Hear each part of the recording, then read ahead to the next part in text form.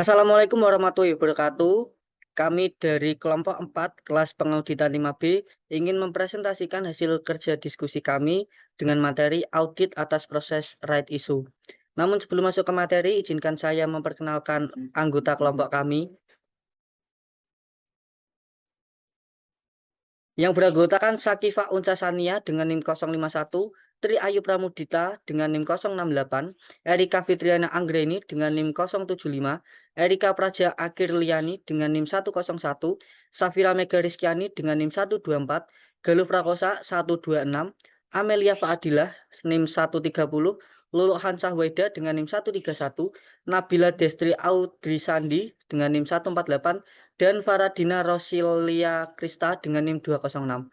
Selanjutnya masuk ke materi akan dijelaskan oleh rekan saya. Saya akan menjelaskan pengertian right issue. Right issue yaitu perusahaan yang membutuhkan tambahan dana besar untuk perluasan usahanya bisa memilih beberapa kemungkinan, yaitu minta kredit bank, menjual obligasi, dan menjual sahamnya ke masyarakat. Jika perusahaan menjual sahamnya ke masyarakat, maka dikatakan bahwa perusahaan ini go public. Perusahaan yang menjual sahamnya ke masyarakat disebut emiten, dan penjualan saham ke masyarakat disebut emisi saham. Banyak perusahaan yang tertarik untuk menjual sahamnya ke masyarakat karena mereka dapat memperoleh dana segar yang murah dari masyarakat.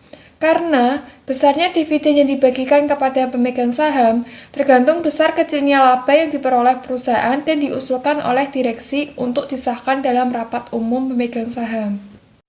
Selanjutnya, saya akan menjelaskan mengenai persyaratan yang harus dipenuhi sebelum izin go public diperoleh dari Menteri Keuangan, Siki, Ketua BPPAM, Laporan Keuangan.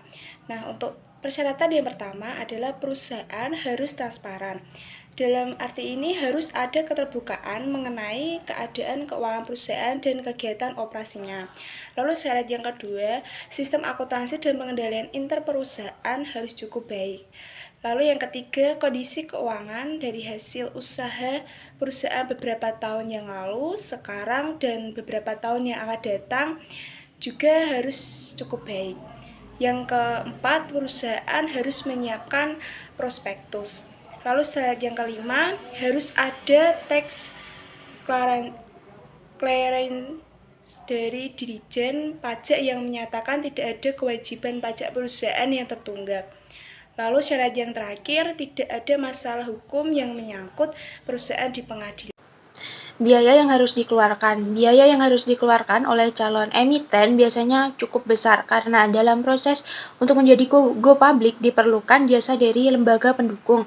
Yang pertama ada financial consultant, yang kedua ada lead main underwriter, yang ketiga ada sub underwriter, yang keempat ada kantor akuntansi publik, yang kelima ada legal consultant, yang keenam ada notaris, yang ketujuh ada tax consultant, yang kedelapan ada Appraisal Company, dan yang terakhir ada Biro Administrasi Efek.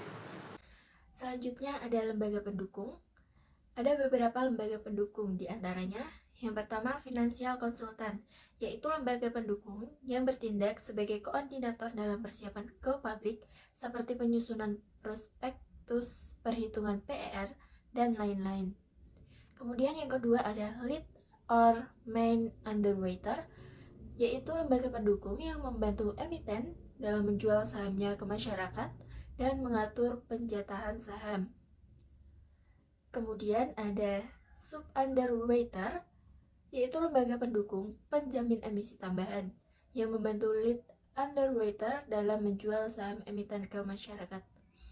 Selanjutnya ada KAP atau Kantor Akuntan Publik, yaitu lembaga pendukung yang bertugas untuk mengaudit laporan keuangan calon emiten untuk beberapa tahun yang lalu dan untuk periode berjalan. Baik, selanjutnya akan dipresentasikan oleh rekan saya.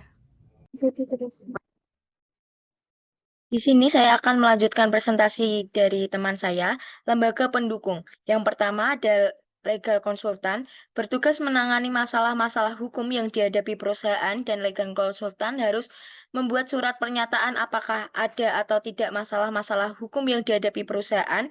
Misal ada tuntunan dari pihak ketiga di pengadilan pada saat perusahaan akan go public. Yang kedua, tax konsultan.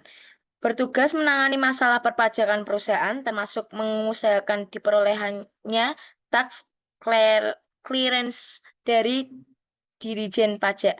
Yang ketiga, notaris, bertugas menangani perubahan dan pembuatan akta-akta yang diperlukan perusahaan dalam rangka go public.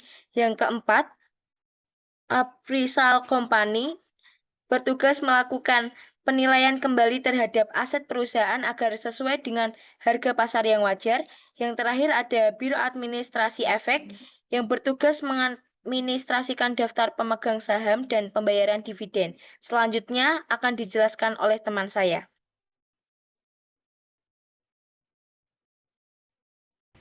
Selanjutnya ada tujuan pemeriksaan atas proses right issue.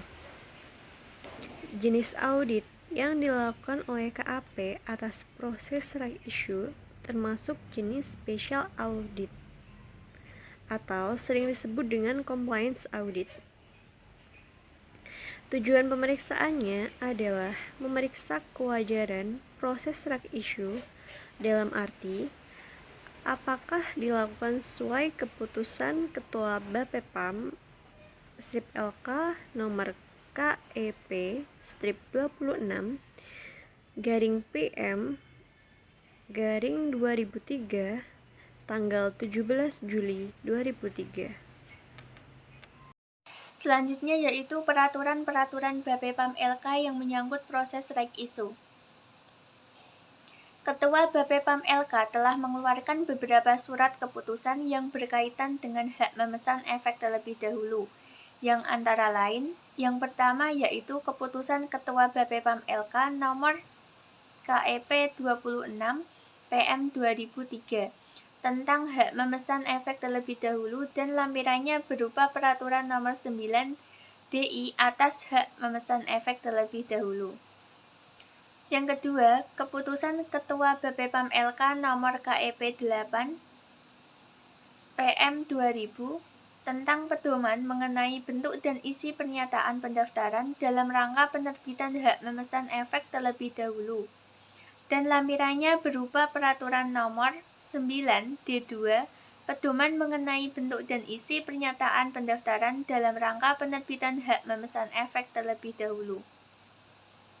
Yang ketiga yaitu Keputusan Ketua Bapepam LK nomor KEP 9 PM tahun 2000 yang berisi tentang pedoman mengenai bentuk dan isi prospektus dalam rangka penerbitan hak memesan efek terlebih dahulu dan lampirannya berupa Peraturan nomor 9 yaitu D3 pedoman mengenai bentuk dan isi prospektus dalam rangka penerbitan hak memesan efek terlebih dahulu, di mana para pemegang saham menerima efek yang sama dan terdapat penambahan modal disetor kurang dari 35%. Dan Peraturan nomor 9 D4 berisi pedoman mengenai bentuk dan isi prospektus dalam rangka penerbitan hak memesan terlebih dahulu, di mana para pemegang saham menerima efek yang tidak sama atau terdapat penambahan modal disetor sebesar 35% atau lebih. Audit prosedur atas proses right issue. Audit prosedur tersebut antara lain sebagai berikut. Yang pertama, meminta fotokopi pernyataan pendaftaran dan memeriksa apakah pernyataan pendaftaran tersebut sesuai dengan Peraturan nomor 9 D2. Yang kedua, meminta fotokopi prospektus atau iklan prospektus dan memeriksa apakah bentuk dan isi prospektus sesuai dengan Peraturan nomor 9 D3 atau D4. Yang ketiga, meminta akta notaris yang berhubungan dengan right issue. Yang keempat, membandingkan laporan hasil penjatahan saham dengan daftar hasil penjatahan saham yang diterbitkan oleh Biro Administrasi Efek yang mengelola administrasi saham perusahaan. Yang kelima, membandingkan hak untuk memesan terlebih dahulu yang dimiliki oleh para pemegang saham perusahaan dengan keputusan rapat umum luar biasa para pemegang saham. Yang keenam, memeriksa formulir konfirmasi penjatahan saham mengenai jumlah saham yang dipesan oleh para pemegang saham perusahaan dan jumlah yang seharusnya menjadi hak mereka. Yang ketujuh, memeriksa formulir konfirmasi penjatahan untuk mengetahui kesesuaian hasil penjatahan dengan keputusan rapat umum luar biasa para pemegang saham. Yang ke-8, meminta rekening koran atau daftar pembayaran atas saham yang dibeli oleh para pemegang saham. Yang ke-9, mengirim surat konfirmasi kepada pemegang saham utama perusahaan bahwa sisa saham yang tidak dimiliki oleh pemegang hak atau pemegang saham lama akan dibeli oleh pemegang saham utama. Selanjutnya adalah contoh laporan audit atas proses right issue. Laporan audit atas proses right issue terbagi menjadi 4. Yang pertama, pertanyaan akuntan. Yang dimaksud adalah pernyataan akuntan ditandatangani oleh akuntan publik independen yang menjelaskan ruang lingkup pemeriksaan buku dan keakuratan catatan keuangan perusahaan. Yang kedua ada laporan hasil penjatahan saham. Yang dimaksud adalah tahap pembagian saham kepada investor yang sudah lebih dahulu memesan efek. Yang ketiga ada daftar hasil penjatahan saham. Terbagi lagi menjadi 5. Yang pertama, masyarakat perorangan Indonesia. Yang kedua, lembaga atau badan usaha Indonesia. Yang ketiga, dana reksa. Yang keempat, perorangan asing. Dan yang kelima, lembaga asing. Selanjutnya ada yang keempat, akta notaris perjanjian pengalokasian sisa saham. Yang dimaksud yaitu kewenangan notaris sebagaimana diatur dalam UU JN adalah membuat akta autentik dan kewenangan lainnya menurut Ansori tahun 2009 yang dapat dipergunakan sebagai bukti menurut Naja pada tahun 2012 untuk menjamin kepastian hukum, ketertiban dan perlindungan hukum menurut Salim tahun 2008. Sekian presentasi dari kelompok kami. Apabila ada salah kata, kami mohon maaf. Wassalamualaikum warahmatullahi wabarakatuh. Tangan untuk kelompok